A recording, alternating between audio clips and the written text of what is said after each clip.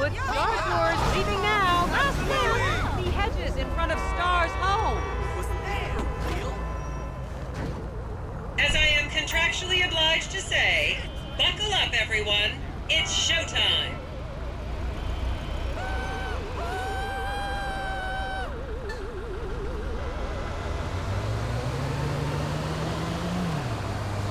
Vinewood is often referred to as the anal bleaching capital of the world.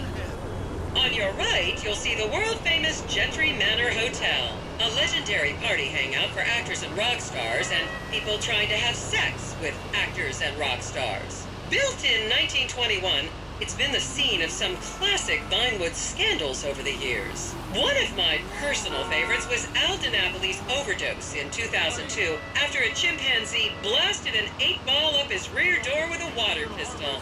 Fantastic! They say that on any given day there are at least 2 dead party girls in the trash cans round back. Isn't that great?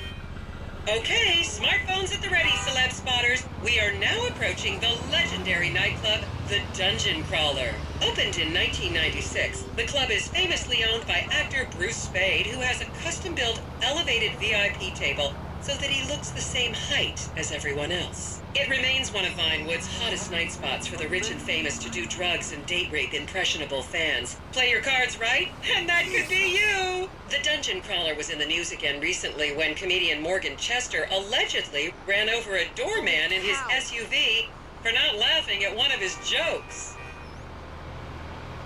Oh, and now a treat for you closet glam rockers on board. We're coming up to the infamous Tequila La Rock Bar. Back in the day, this was a restaurant run by the mob until it got shut down over the Adam's apple in the soup controversy of 1982. It reopened as the Tequila La Bar in 1983 and soon became a mecca for hair metal bands and fans from across the country. It's rumored that the Love Fist song Dangerous Bastards was written about a night they partied here on Mescaline with some transgender twins.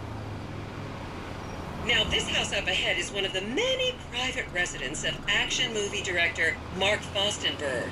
Fostenberg still maintains he was out of town when a 15-year-old Mexican girl was found dead in his pizza oven in 2007. The case was settled out of court and all charges were dropped. The girl's family now live on the next street. So this is the house of television exercise guru The Craze. You might have seen him degrading himself recently on Rehab Island. Do any of you remember the 80s? Huh, strange times. People didn't go to the gym back then. They did jumping jacks in front of the TV and leg warmers and headbands. The Craze swapped his gold lame leotard for a crack pipe in the 90s, but is reportedly now clean and in the best shape of his life. That's Vinewood's code for, he's trying to make a comeback.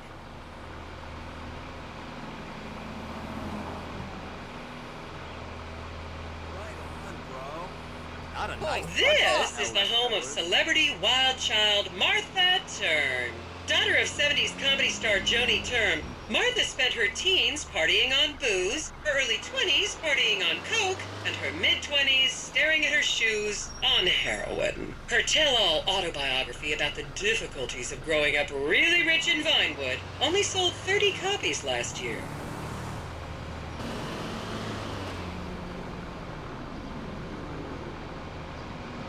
I should remind you this is a no-smoking bus. Unless, of course, it's medical marijuana, then you're all right. Just up ahead is another place to see and be seen in Rockford Hills, the Richmond Hotel. An iconic entertainment industry hangout, sleazy producer types have been promising to make young girl stars here for over 100 years now. Not gonna lie, did some shameful things in that lobby bar in my youth, but I've put that period of my life behind me now. I was a member of the jury in the 1991 movie Last Will and Testament. They cut my line. Here you can see the landmark Weasel Theater, which was opened here in Morningwood in 1930. Some of the biggest movies in history have premiered at this theater, including Blue Blood, Shoulder of Orion, and The Many Wives of Alfredo Smith. You might remember the controversial premiere of the gladiator comedy Lions and Donkeys in 1984, when star Chip Hampton walked up the red carpet with 2 slaves in chains.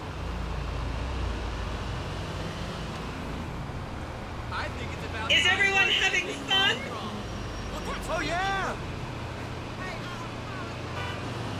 Count yourselves lucky, my prescription just got renewed this morning.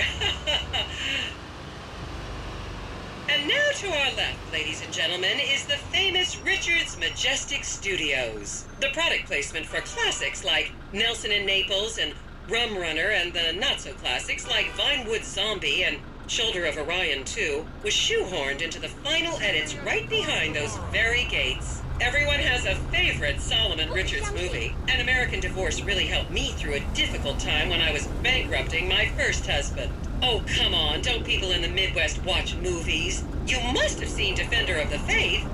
No? Wow, tough crowd. Just up ahead on the right is where Delancey Medua's septum fell out after a ketamine party. Remember, these people are rich and beautiful. That makes them better than us. Okay, people, get those cameras out. This is Portola Drive. You won't get a better chance to spot a celebrity in its natural habitat. As you can see, the recession hasn't hit this part of town very hard. These are some of the most offensively high-end designer stores in the country. And now, some fun trivia for you. There have been a number of movies shot on Portola Drive, mostly awful ones about rich idiots, including the blockbuster 2005 romantic comedy, Shoe Whore, that's credited with sending women's rights back 50 years. The store we're passing now is where British star Charlotte Crown was caught on film in the changing room, eating and purging the same burrito over and over again, just like a dog.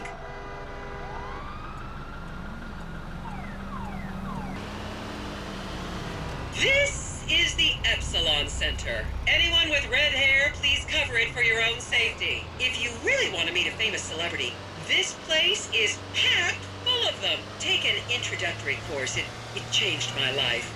Kifla! Keep those cameras out and fingers on the trigger. Celebs are skinny and fast.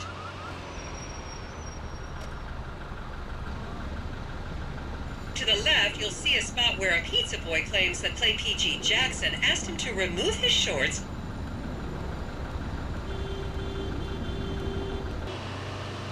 You'll recognize this stretch of road from those videos of Jill von Krastenberg with the Romanian shot put team.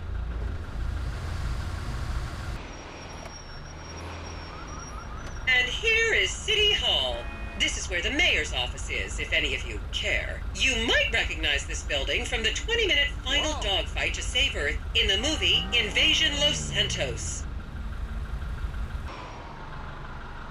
Don't you just love people you've never met and would have you arrested if you came within 10 feet of them?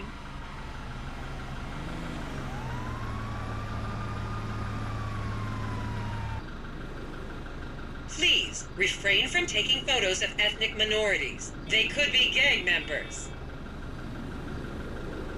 Falling back. What's up? The next corner is where actor Scott Stevens famously prolapsed after a failed party trick. And here we have the beautiful Oriental Theater.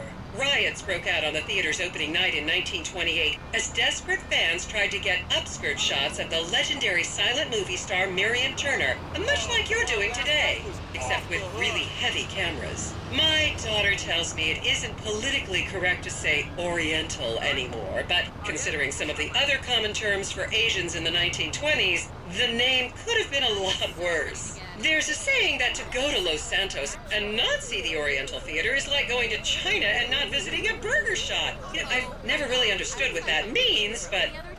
And here we are, back on the Strip. As they say in Vinewood, that's a wrap, folks. I hope I managed to take your minds off the economic downturn for just a little while. I'd like to remind any Europeans that 1% is an insult, not a tip. Enjoy the rest of your vacation. You're just winding me up, are you? You're taking me for a tosser.